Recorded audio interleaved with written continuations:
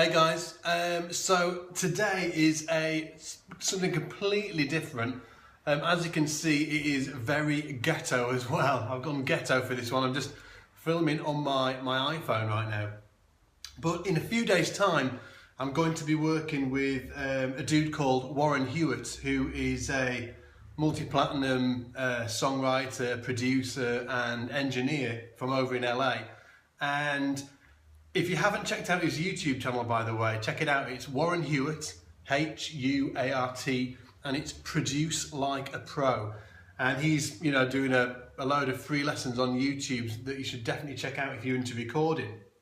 But what Warren and I are doing is hooking up, and we're going to create a video for you guys to show you exactly how a remote session works. Okay, so he's going to be in LA. I'm going to be in the UK, and we're going to be doing a remote session just to let you know and let you see how it works, because there's so many remote sessions going on. In fact, it's one of, so many people are doing this now, that you really, if you want to look into being a session musician, even if there's not much of that industry left anymore, but that's a conversation for a different time. But if you're looking into doing that and recording, on your bass for a living, being a professional musician, it's definitely a skill set that you're going to need to know how to do. So I just thought what I'd do for this video, because obviously with Warren, it's going to be, I'm not going to be speaking so much to you guys, it'll be kind of like a fly on the wall type of video where you can see Warren and I discussing what we're going to do with the track and exactly what he wants me to play like, etc on the track. But before I release that video, I thought I'd do a little video showing you exactly what the process is like from my point of view before I hook up with the producer, because that's really important. And I think one of the key things that not just bass players but musicians miss out on is the preparation that they need to put in beforehand, before you hook up with the producer, before you go to a session, if it's a remote session or a live session where you're in the studio. You need to do a lot of stuff in preparation for that, and by doing so you can really give yourself a helping hand. So that's what I thought I'd talk about today. Now, even though this is ghetto, I'm actually going to record my screen as well. So, and I'll drop that into the video so you can see exactly what I'm doing. I've got the bass plugged in to a certain extent. I'm sure the audio is pretty crappy.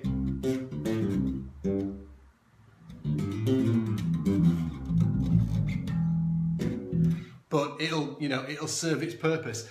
Anyway, let me just talk you through what you should be, the workflow that you should use when you're given a track to record on by a producer or a songwriter or whoever.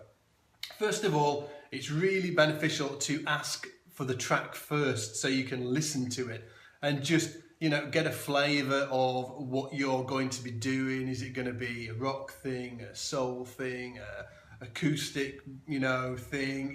It's good just to get a vibe for the song, because then you can get the creative juices flowing before you actually get in the session. Okay, now this isn't the be all and end all, but I really like to get, if I can do, I really like to prepare before I actually get in the session. And the first thing I do is, when they send you the track, is I drop it into a DAW, so a digital audio workstation. So you can use anything, Pro Tools, Logic, Reaper. There's a ton of different programs you can use. You can get free ones. I generally use Pro Tools, but today I'm using Logic because my Mac died with Pro Tools on the other day. So I'm winging it with Logic today. Well, I've got a big learning curve ahead. So what I do first is, you can see here, I've shared my screen. I've created what would you call it? Created a song inside the DAW. So created I can't remember what the name is. Anyway, we'll roll on. Maybe I didn't drink enough coffee today. So you create your song inside your DAW, and then you just drop in whatever you've been given. Now Warren has given me 2 tracks. He's given me the rough mix of the song, and he's given me the rough mix of the bass. Now sometimes these will be combined in one track, but you know, it's been great today for, you know, when he mailed me, because I can actually mute the bass or unmute the bass, which is, you know, which is cool. It's not, you know, it's not something that's super important, but it's nice to be able to mute the bass track and also to solo the bass track as well. So once I've dropped those into the DAW, I generally take a listen to the song. So let's just take a listen to the song, or some of the song anyway.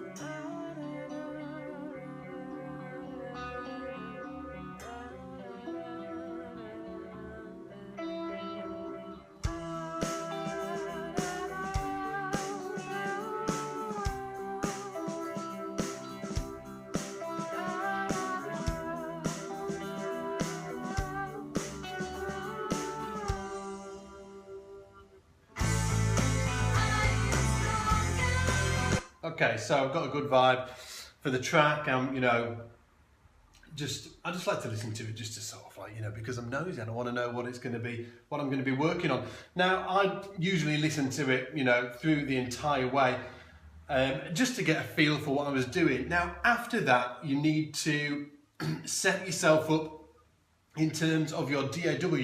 You need to set yourself, you need to set a few things up. The first thing is that you need to get the time signature right. Now, I generally assume that it's going to be in 4/4, as this one is in 4/4.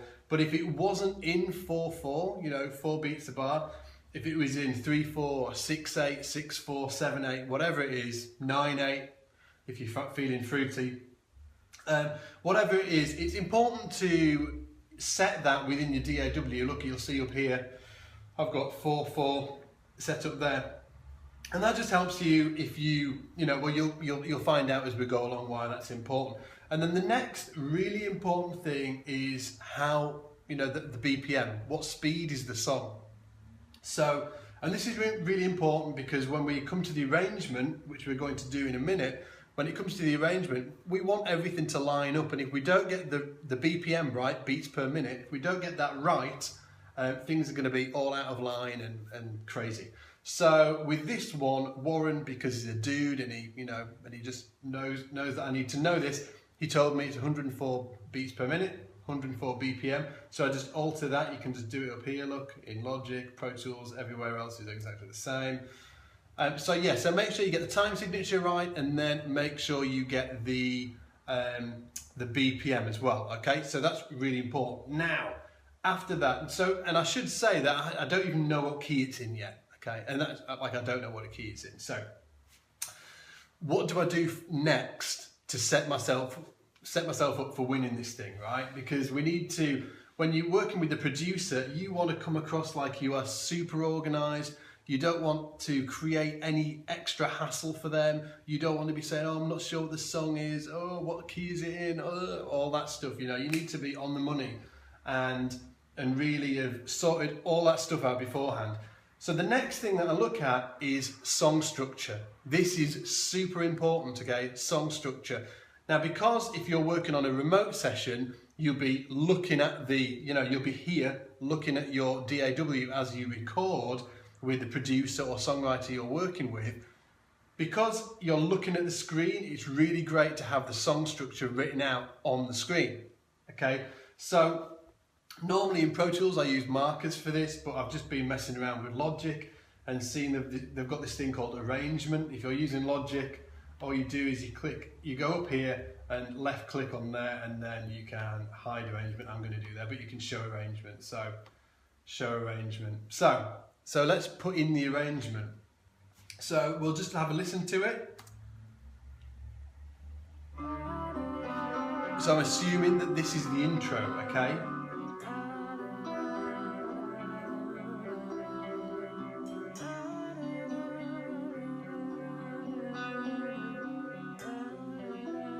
Okay, so we'll put that as the intro, right? So I'll click on it. Now remember, it depends on what DAW you're using. If you're using Pro Tools, Reaper, whatever you're using, it will have some sort of functionality in for markers or arrangement windows like this. But it's really important. So this has given me a verse. We want it to be an intro. We'll click there. And then it ends, I think, there. Let's just check that.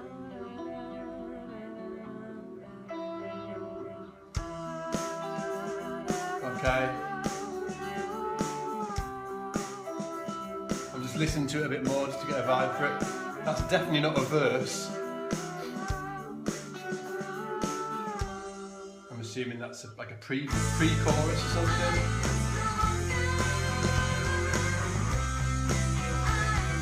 And I'm assuming that is the chorus as well. Again, I could be wrong, but let's just assume it is. We can go back and fix it afterwards. So we'll put the intro, then we'll put the, what did I say that would be? How do I do this? Is it left click? Sorry, I'm learning this thing as I go as well. Left click. Oh, there we go. So that was, let's see, that was pre-chorus. Is that going to fit in? Let's see if it does. Yes, it does. Okay, so where did that end? Let's just check we get that. And this is why setting up the BPM is really right, because we need all this to line up. Okay, so we need to drag that back a smidge. Let's just do that. Let's just check that. Let's check that's in the right place. 2, 3, 4. Okay, so I'm just going to rename that because I'm just going to put pre-CH because I'll put that. You know, I need things to be lined up. It's my OCD side. So then we said there was a chorus, didn't we? I'm assuming that this is the chorus, and it's, you know, because it's Logic, it's logical, and it's dropped it in, and it says it's a chorus. So let's check that out. So I'm assuming that this is the chorus. Some keys in. Cheers.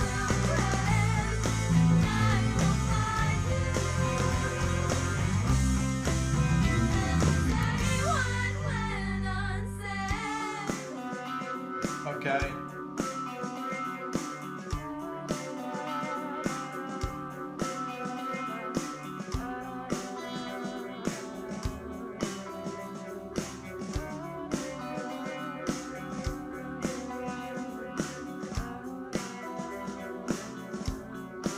Okay, so that kind of sounded like this, right? Oh no, it didn't. It sounded like... Okay, so it sounded like that. Okay, I'm just going to move that. Let me just... Again, I want to move that there. So it's kind of like the intro, but let's not call it the intro.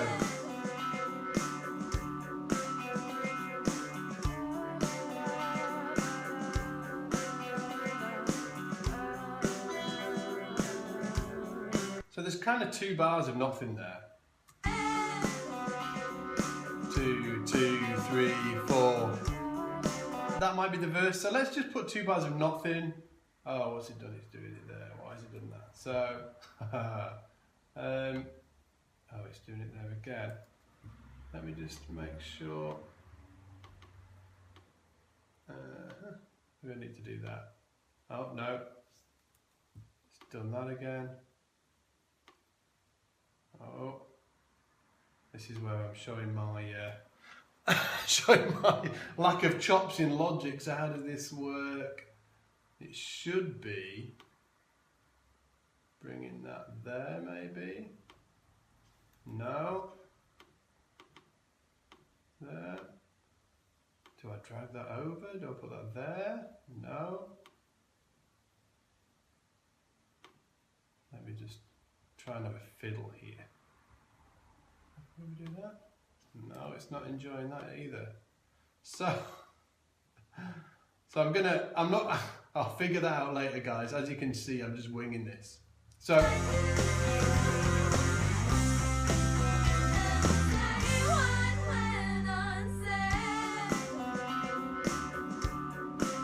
okay, so there's 2 bars of nothing. and then I'm assuming that's the, oh, it's doing that again. I'm assuming that that's the verse.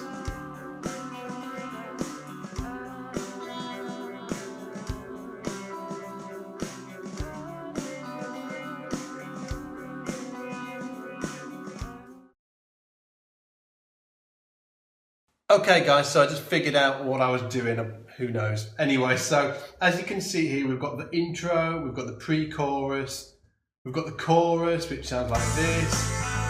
We've got these random 2 bars of, you know, nothingness, like 2 bars before the verse. Then the verse comes back in.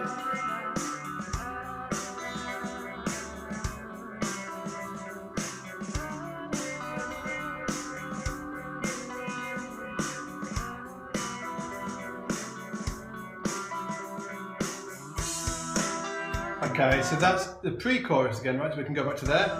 Yeah, so pre-chorus again here. Let's drop that in. We'll just rename that. Rename pre. You could call it pre-chorus 2, or we'll just call it pre-chorus for now. And then even if I look here, you can see where that chorus is going to come in. So let's just play that again.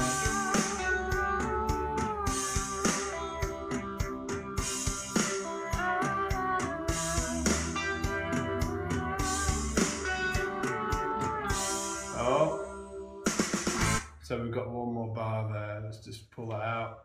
One more bar.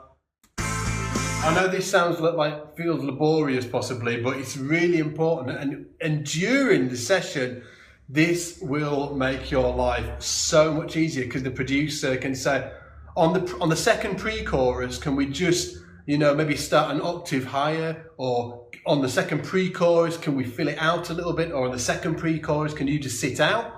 And then on the second chorus, you know, it just, so here we go, here's another, so that's another chorus there. Let's see, so let's see if it's the same, because sometimes, you know, sometimes the second chorus is a little bit different to the first chorus. And I can see by looking here at the waveform that something's going on, so it's giving me a little bit of a heads up. Okay, let's listen to the second chorus.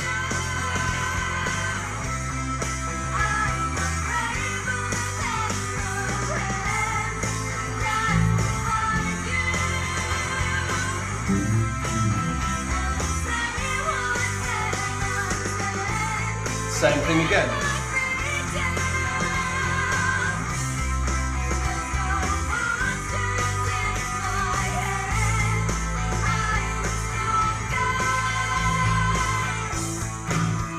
Okay, so this is, something's going on here. It's kind of like the chorus uses, it kind of goes halfway through, so we could call this chorus 2. Let's call it chorus 2. Chorus 2, and it's not as long as the first chorus. I think it changed somewhere about there.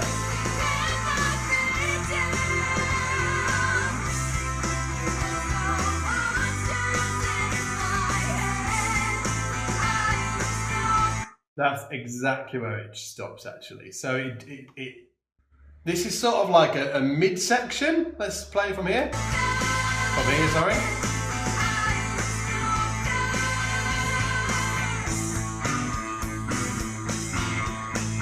So that mid-break there is like 2 bars. And we've got a random 2 bars here. So I'm going to put just another 2. I'll just name that, rename that 2 again. So that just gives me, I know that there's sort of like a 2-bar bridge section, and then it comes into some sort of mid-section.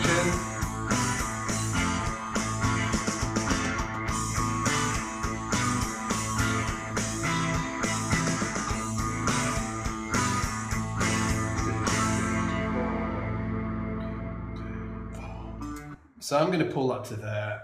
Let's say there. So that, let's just call that a mid-section. Is there a mid-bridge? Let's call it a bridge. It's there. It's a preset. Love presets. Is that like the intro again? but it's definitely got, I can hear bass on there.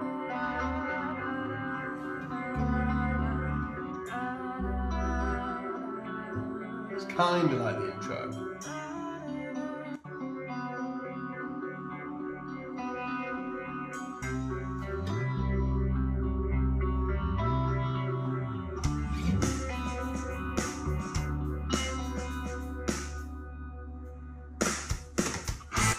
Okay, so there's a kind of weird intro-y bridge. So just because we're doing this sort of like in real time right now, let's call that intro-ish.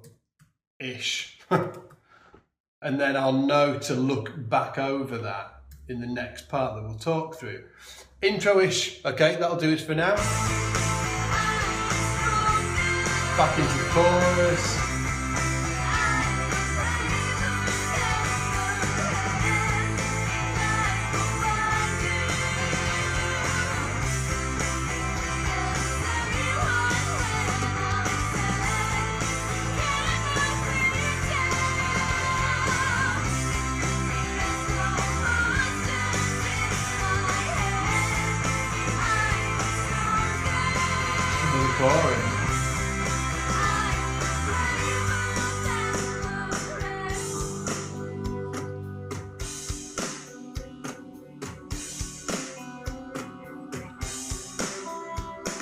Okay, so there's some sort of like outro there, so let's just put outro.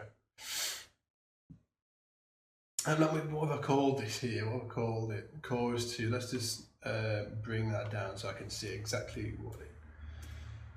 There we go. So that's the arrangement, like super rough arrangement. We've got intro, pre-chorus. What I'll do there is just pull this over as well because that's what was going on before. Okay, so we've got intro, pre-chorus, chorus, 2 bars of, you know, kind of just one chord. Then we've got the verse, pre-chorus, chorus, chorus 2, which is like a version of the chorus, a bit shorter. And then we've got 2 bars. Then we've got the bridge, another section that's kind of like the intro. And then we've got 2 choruses, and then the outro. So how long has this been? How long have we been speaking here? Maybe like taking me 15 minutes, 10 minutes to do this, maybe.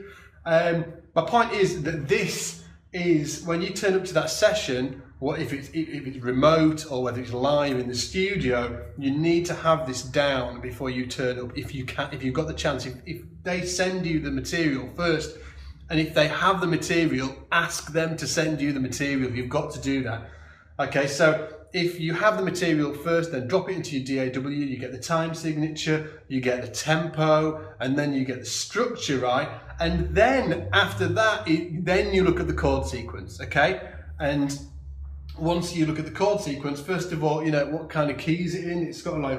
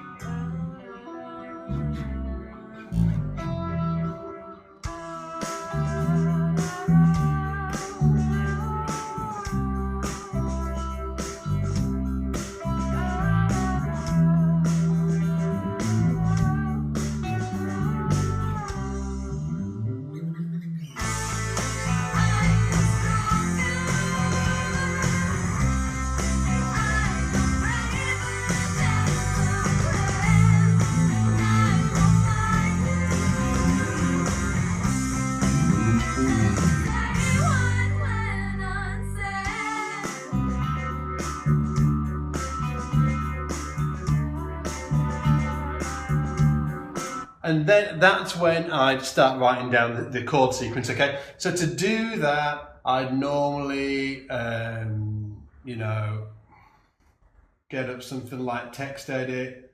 It's just going to start throwing up all my text edits.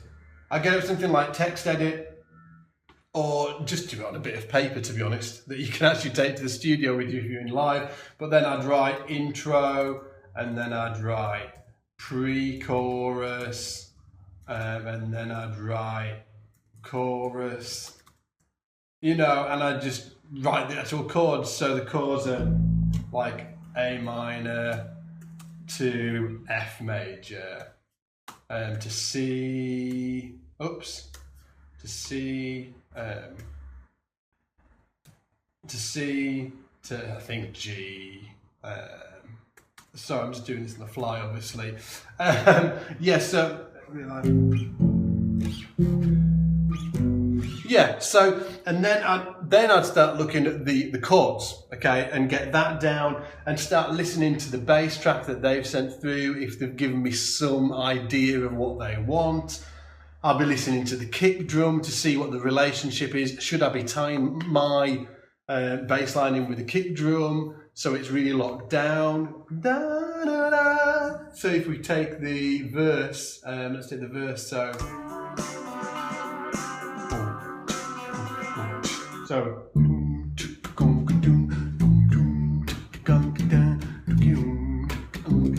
is it that type of thing that the producer will want, or is it more motif kind of like, so you're playing in conversation with the kick drum? Is that what it's about? So, but, you know, you just need to essentially get all of this laid out before you start looking at, you know, what the chords are and that type of thing, because then, you know, you're structuring the entire experience correctly. So when you get on that session, you'll know exactly, you'll have it mapped out, what the structure of the song is, you'll know the tempos, and you'll have it mapped out in your DAW already. Now, if you're doing a live session, obviously you don't need to, you don't need to mess around with DAWs so much. Although I like to, even if I'm doing a live session, I'll generally drop it into a DAW and I'll turn up to the session with the DAW, with it all mapped out like this.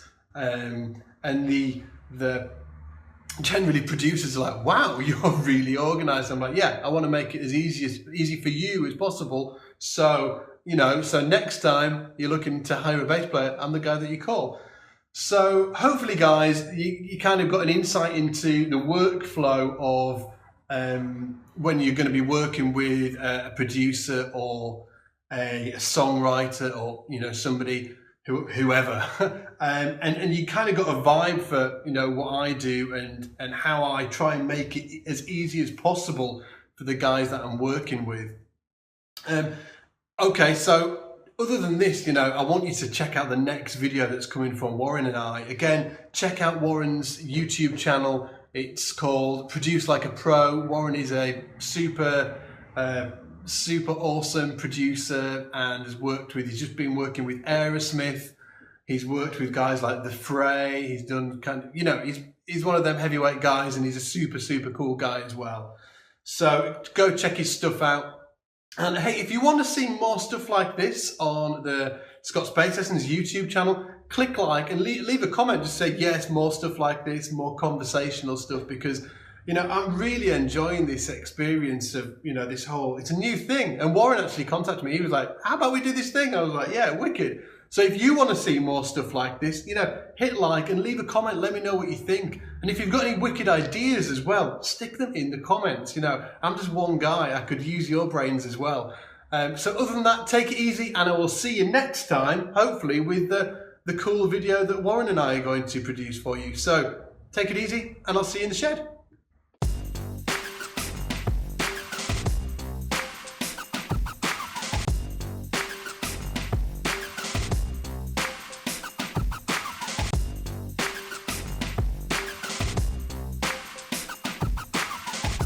The 2015 Kickstarter challenge.